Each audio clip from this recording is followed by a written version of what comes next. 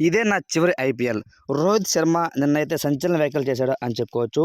KKR versus Mumbai Indians match అయితే నిన్నైతే జరిగిందనమాట.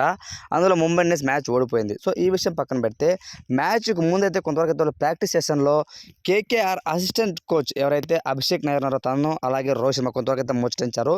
సో రోహిత్ శర్మను ముంబై ఇండియన్స్ ఈ ఐపీఎల్‌లో తన కెప్టెన్సీ తప్పించి హార్దిక్ పాండ్యా కెప్టెన్సీ ఇచ్చిందన్నమాట. అందరికీ తెలిసిందే. కానీ కెప్టెన్సీ తీసేసినందుకు చాలా అయితే ఫ్యాన్స్ ఆగ్రహం అయ్యారనమాట. Rohit Sharma fans 2,00,000 people unfollow కూడా అయ్యారనమాట ఇన్‌స్టాగ్రామ్‌లో ముంబై ఇండియన్స్ ఛానల్‌ని టీమ్‌ని.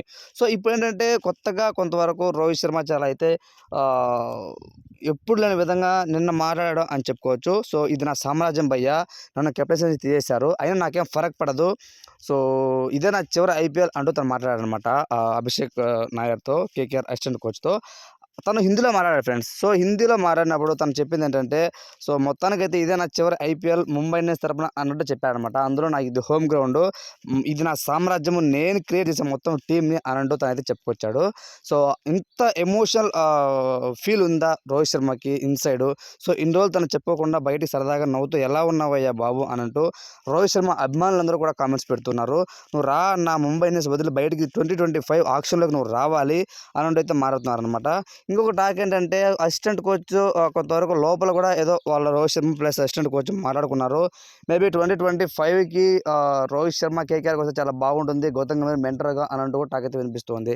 సో ఇప్పటివరకు వస్తున్న ప్రకారం ఏంటంటే రోహిత్ శర్మ తదుపరి మ్యాచెస్ ఐపీఎల్‌లో 2025లో మెగా యాక్షన్‌లోకి వస్తాడు. సో మ్యాక్సిమం తన ముంబై ఇండియన్స్ ఇక ఆడకపోవచ్చు అనేది మనకైతే స్పష్టంగా తెలుస్తుందనమాట.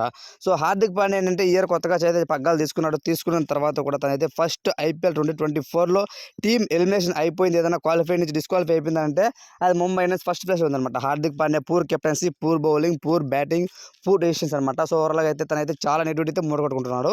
ఇండియన్ ఫ్యాన్సే తనైతే ఒక ఇండియన్ ఆటగాడిని కూడా కొంతవరకు జాలి చెప్పుకోకుండా భయంకరంగా ట్రోల్ చేస్తున్నారు. ఇప్పటికి కూడా ట్రోలింగ్ అయితే ఆగలేదనమాట.